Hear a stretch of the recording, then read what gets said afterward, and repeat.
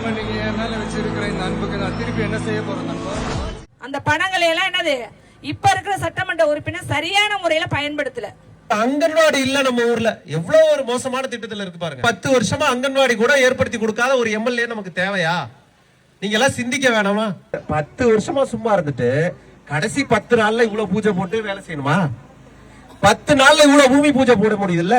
அப்ப இந்த 5 வருஷம் நீங்க முன்னாடியே அழகா செஞ்சு எல்லாருக்கும் ஒரு குடிசையே இல்லாம எல்லாருக்கும் ஒரு வீடு கட்டி கொடுத்துருக்கலாமே. இந்த ஒரு தடவை நமக்கு ஒரு வாய்ப்பு கொடுத்து நீங்க எம்எல்ஏவா ஆக்கணும்.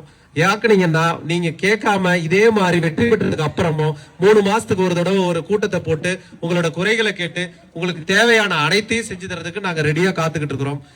தாமிரத்துல ஓட்டு போட்டு வெற்றியடை செய்யுமாறு உங்களை தாழ்மையோடு கேட்டுக்கிறேன்.